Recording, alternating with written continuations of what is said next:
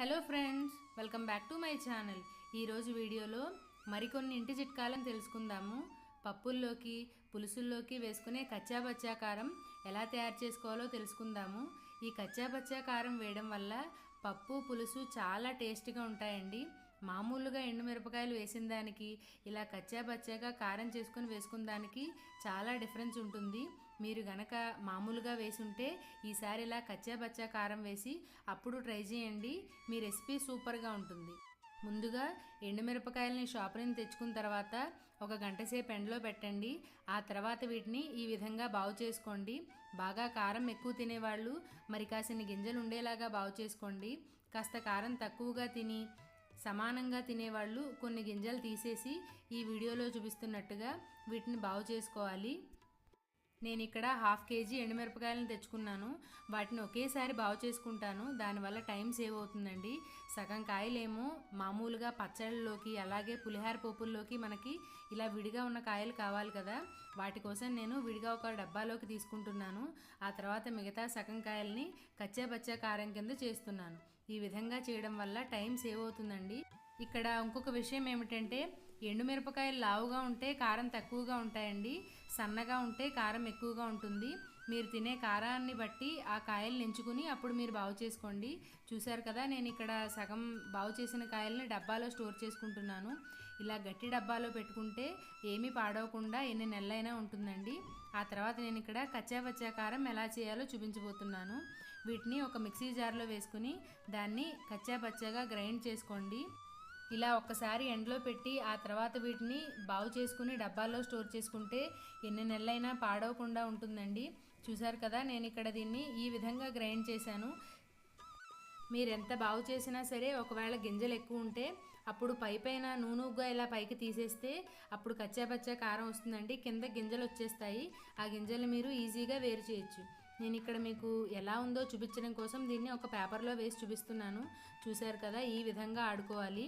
Next నేను ఈ కచ్చాబచ్చా కారాన్ని ఏదైనా ఒక గట్టి మూతున్న డబ్బాలోకి ట్రాన్స్ఫర్ చేస్తున్నాను. పప్పుల్లోనూ పులుసుల్లోనూ ఒక చెంచాడు కారాన్ని వేసుకుంటే సరిపోతుందండి. మీకు కారం ఎక్కువగా తింటే మరి కాస్త ఎక్కువ కారం వేసుకోండి. మీకు ఇలా నచ్చితే తప్పనిసరిగా ట్రై చేయండి. ఒకవేళ మీరు ట్రై చేస్తే ఎలా ఉందో నాకు కామెంట్ బాక్స్లో చెప్పడం మర్చిపోకండి.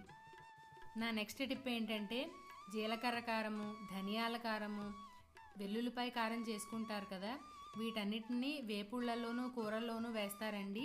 ఇవి చాలా టేస్ట్ని ఇస్తాయి. మామూలుగా వేపుళ్ళల్లో ఉప్పు కారం వేసుకునే బదులు ఇలా జీలకర్ర కారం కానీ, ధనియాల కారం కానీ, వెల్లుల్లి కారం కానీ వేసుకుంటే దాని టేస్ట్ చాలా బాగుంటుంది. కమ్మగా తినాలి అనుకునే వాళ్ళు జీలకర్ర కారం తయారు చేసుకోండి, చాలా టేస్టీగా ఉంటుంది. నేను ఇక్కడ జీలకర్ర కారం ఎలా తయారు చేయాలో చూపించబోతున్నాను. ముందుగా నేను ఇక్కడ ఈ సైజ్ గ్లాసును తీసుకున్నాను. మీరు ఏ సైజ్ అయితే గ్లాసుని తీసుకుంటారో దాంట్లో ఇలా తలగొట్టి కారాన్ని తీసుకోండి. అంటే కాస్త తక్కువగా కారాన్ని తీసుకోండి. ఆ తర్వాత దాని నిండా ఉప్పుని తీసుకోండి. చూసారు కదా, మీకు డిఫరెన్స్ తెలుస్తుంది కదా. ఇలా కారానికి అంటే ఉప్పు కాస్త ఎక్కువగా తీసుకోవాలి. ఆ తర్వాత నేను ఇందులో జీలకర్రని యాడ్ చేస్తున్నాను. ఈ 3 కారాలకి ఇక్కడ వరకు కామన్ అండి. ఇందులో 1 టేబుల్ స్పూన్ జీలకర్ర వేస్తే అది జీలకర్ర కారం అవుతుంది.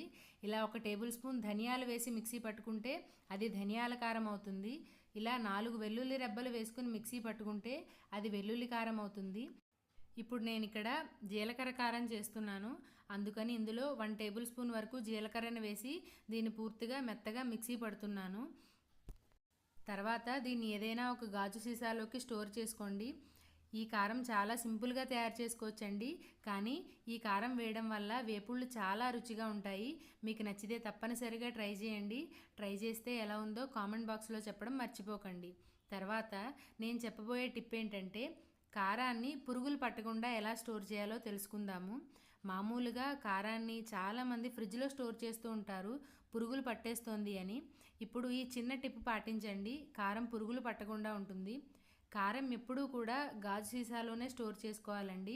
మీరు కనుక గమనిస్తే కారాన్ని ప్లాస్టిక్ సీసాలో వేస్తే డబ్బా అంతా కూడా ఎర్రగా అయిపోతుంది. కాబట్టి కారాన్ని ఎప్పుడూ కూడా గాజు సీసాలోనే స్టోర్ చేసుకోండి. నెక్స్ట్ నేను ఇక్కడ పురుగులు పట్టకుండా ఉండాలి అంటే కారాన్ని ఏ విధంగా స్టోర్ చేయాలో చూపించబోతున్నాను. ఏదైనా ఇలా గుంటలా ఉండే స్పూన్ తీసుకోండి. ఆ తర్వాత కారంలో ఎక్కడా కూడా గాలి లేకుండా ఇలా పూర్తిగా ప్రెస్ చేయండి. ఎంత గట్టిగా అంటే డబ్బాని తిరగేసినా సరే కారం బయటికి రాకూడదు.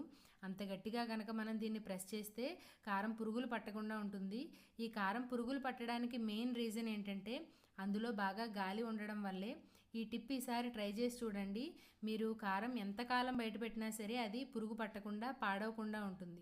చూశారు కదా, నేను ఇక్కడ చేసిన జీలకర్ర కారం మొత్తం అంతా ఈ చిన్న డబ్బాలోనే స్టోర్ చేస్తున్నాను.